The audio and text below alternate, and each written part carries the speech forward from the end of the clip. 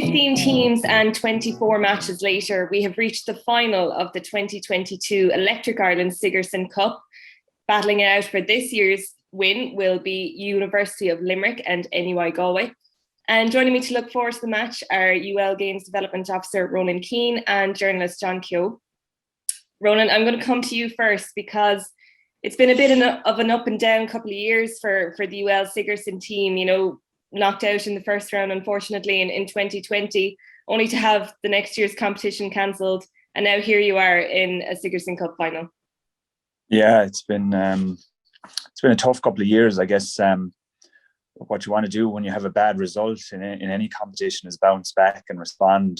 And 2021 was supposed to be the year where we try and do that. So we had a disappointing result in Sligo. They were in 2020. There was a better team, and it was a straight knockout in Sigerson that year. So it left us a long time to wait for a chance at redemption. So I think the team have done that this year, whatever happens on tomorrow evening.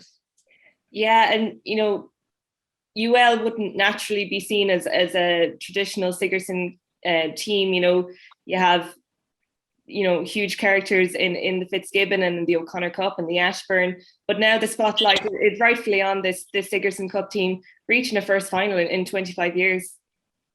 Yeah, I guess when you think of UL and UL's tradition in Gaelic games, hurling would be the first thing that springs to mind. But there has been consistent inroads been made in football for the last decade, and UL have shown a pedigree in Sigerson in the past. I know Brian Carson's teams have gotten to semi-finals in the past. So we have been knocking on the door. Silverware is one thing we just haven't got in football over the last number of years. We've gotten to numerous finals and semi-finals. So Wednesday is a fantastic chance to get the ultimate prize in college football. Yeah, looking at this year's competition as a whole, you know, you mentioned the loss to IT Sligo in 2020, but to start off with scoring 4-15 against them in this year's competition must be a big boost. And then going on to play, you know, Letterkenny and Queens, it was just building constantly throughout the season for you. Yeah, it was, and the performances have been excellent, and we have been putting up good scores. But I think what is very apparent when you look at the score lines is that as the standard of opposition has been improving, so has the winning margin has been decreasing. So I expect it to be no different tomorrow evening. I expect it to be a very close game. And UIG are obviously have a great pedigree for the competition. They were in the league final. Similar enough to ourselves, their manager has been in place for a number of years. So they'll really know what they're about. So it should be a fantastic game. Yeah, John, Ronan mentioned there that the margins are getting finer. Only 3 points, I think, in the difference between themselves and DCU, and was also the case between NUIG and MTU Kerry. It was a very close game.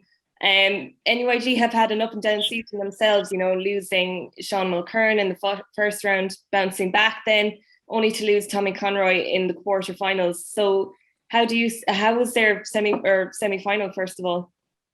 Yeah, those two players you mentioned, Marissa, are obviously huge losses to any team, but you know, they managed to pull off a great victory against MTU Kerry, albeit in circumstances where they went ahead a couple of times, were brought back, but showed great character to even get through that challenge and an extra time performance, going 3 points up again and finally holding on to that lead. Very impressive against Kerry all around the park. They were very organised, very well-drilled team in the way they set up, and obviously with players like Matthew Tierney, you know, you give him a chance, or Tom O'Callaghan, invariably they're going to take it, you know. So they are a very, very organised team, and as I mentioned, they showed great character when it was put up to them. There were 11 points to 6 up with 56 minutes gone against MTU Kerry, but Kerry came back, and a lot of teams would have faltered under that, but in extra time they came back again, 3 points at halftime in extra time. And still, Kerry came back again and still had enough, did NUIG, to get over the line, and, you know, heading into the game on Wednesday, you know, they're going to be full of confidence. Yeah, you mentioned Matthew Tierney there, and he really has been a key man for them this year. Massive, yeah. He's an outstanding left boot, and him shares the free taking duties with Tom O'Callaghan. Tom takes him at the right from the left, but Matthew, look, anyone that's seen Matthew play with Galway or an underage Galway teams over the years will know he's been a star in waiting. I remember seeing him a few years ago, the under-20 competition that was played in Limerick in 2019. And he was really one player that stood out, you know, in games against Dublin and Cork and, you know, and Kerry indeed. And, you know, he's a player that's come through for Pádraig Joyce's senior team. They'll be looking at him this year to be a leader, but certainly NUIG see him as one of their main men, operating at centre forward or on the wing. He kind of varies between both, has a bit of freedom within a very structured team, but you know, UL are going to have to look at him very, very closely. But there's plenty of other players on that team. Owen Kelly from Galway and Sean and Paul Kelly, the brothers in midfield, were outstanding against MTU Kerry as well. So they have strengths all over the field. Yeah, Ronan, come back to you. How has preparations been going for this team? Obviously, we're in the thick of the Allianz Football League as well, so it's a very busy time for players. Thankfully, they had a break at the weekend, but there must be a great buzz around the college heading into this week. Yeah, and I think you know, having the fixtures structured in the GA calendar has been excellent. I think both NUIG and UL were relieved not to have county matches at the weekend. It means that you're picking from whatever you had from the semi-finals that get over your respective semi-finals. There's great excitement in UL, Marissa. You know the size of UL and how it's spread out it is, but there's you know, when you meet anyone, it's the talk of what's happening in the college. Our own president is trying to rearrange her schedule to try and make the match if she can. You know, there's huge interest within the university in this. It's been exciting. It's been 25 years since we've been in a final, and as you know, UL have never won it. So it has created huge excitement. And when you have, you know, some, I guess, once in a generation type players like David Clifford on the team, it creates an interest outside of it, nearly transcends the competition itself because of players of that profile playing. Yeah, we saw how quickly he was surrounded by the young kids after the semi-final, which, you know, it only goes to boost the profile. And I suppose some of them aren't that young, Marissa. Some of them aren't that young at all. Yeah. And I suppose, you know, the fact that this match, you know, it's been shown on TG Cahir, it just shows that, and you know, there's been so many games streamed along the way. There is huge excitement for the Sigerson Cup this year.